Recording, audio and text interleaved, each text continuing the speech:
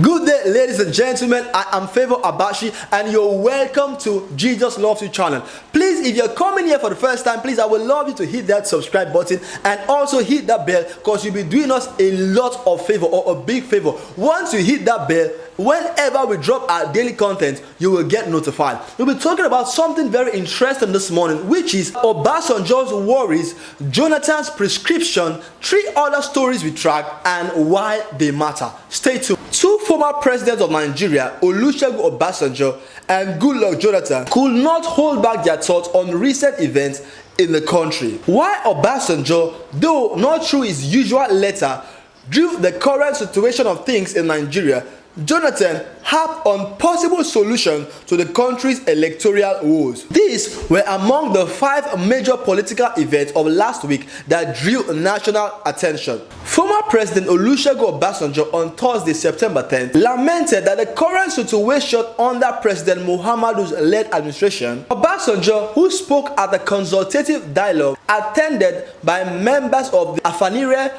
Middle Belt Forum, Northern Elders Forum, Ohaneze Indigbo, and Pan Niger Delta Forum, said in a speech titled "Moving Nigeria Away from Tipping Over." Today, Nigeria is fast drifting to a failed and badly divided state. Economically, our country is becoming a basket case and the poverty capital of the world. And socially, we are firming up as an unwholesome and insecure country. And these manifestations are the product of the recent mismanagement of diversity and socio-economic development of our country, Nigeria. All front lines that were disappearing are opening up in greater fissures and withdrawals of hatred, disintegrations and separation, and accompanied with choruses being heard loud and clear almost everywhere. Why it matters? Obasanjo simply restates the obvious with agitations all over and daily threats to the country's sovereignty. No soothsayer is needed to speak on the growing mistrust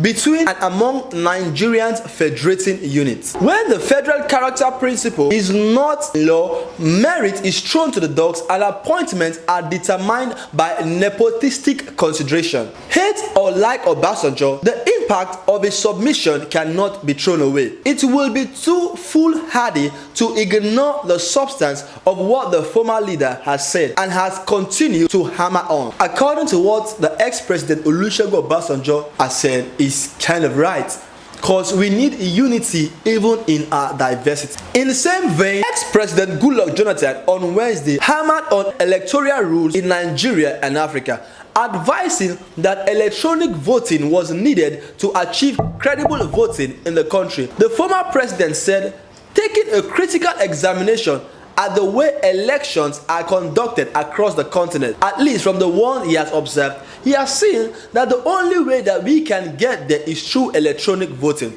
People may feel that someone could manipulate the system, get smart boys to hack into the system and do all kinds of things. But still, people use electronic system to move hundreds of millions of dollars across the world. So, I still believe very sincerely that this is the way to go. Why it matters? Jonathan recommended Magic Wand to electoral issues has long been a matter of public debate, and many attempted to ask why he failed to implement it in the lifetime of his administration. The benefits derivable from an electronic voting or electronic process could be numerous, from the simplicity offered by automation to cost reduction. This is going to positively impact the integrity of Nigeria's electoral process. While Jonathan gets rightly knocked, the lingering challenge is the seeming foot drag by the Buhari administration not to give ears to this electronic voting. The president is yet to find a convincing reason for sitting helplessly on the amendment of this electoral law, which recognizes the essence of the card reader in the electoral process. The last time Buhari volunteered an excuses for not enacting the law, he alluded to the event being too close to election day. More than a year after, it is baffling what the excuses are or would be: a resistance to change or a frustration of the enactment of an appropriate law that only suggests that the current administration wants to reap or is reaping from a false setup. What ex-president Goodluck Jonathan said is correct, because he has seen the entire Nigerian system. He has been a president and he has retired, and he's saying the solution to our problem is electronic voting. I think Nigeria is in its current position because we suffer from poor leadership, and these leaders, most of them got to where they are or got to that seat by virtue of who they know, not by the votings of Nigeria, not by merit. So if electronic voting comes to stay in Nigeria, once we vote, we'll be rest assured that whoever gets the highest vote will attain such seat or will sit on the throne, knowing fully well that as we are casting our votes, it will be shown publicly that this is the certain vote or the number of votes accumulated for a particular candidate. Not in this cake way of voting that Nigerians are still practicing, whereby we have to take ballot boxes from local government, take it to the state government, whereby all this process of carrying the ballot box and traveling with ballot papers could lead to so many falsifying of the numbers and corruption, whereby you find local government chairmen and other parties coming to solicit, coming to bribe the INEC officials and other ad hoc staff with some financial assistance. Their numbers of votes could be increased. But if electronic voting is implemented in Nigeria, I think it will reduce the cost of production and also bring about credibility in our general election. So I think what the president is saying is good. This will also take away this nepotistic consideration of political candidates. In other news, Tuesday, September 8th, President Buhari charged ministers, head of department and agency under his administration to go on the offensive and defend the achievements of his administration. He told the government officials during the first year ministerial performance review retreat at the presidential villa Abuja, he said, "I have charged all of you to defend the government vigorously and not allow any irresponsible and political motivated statement to spread false news about the government." He said information going out to the public should be better packaged, that they are proud of their achievements and they should blow their own trumpets. Well, it is not unusual to expect the president to charge his ministers to defend the administration and its achievement. However, it is hoped that these public officials will not use these directives as an excuse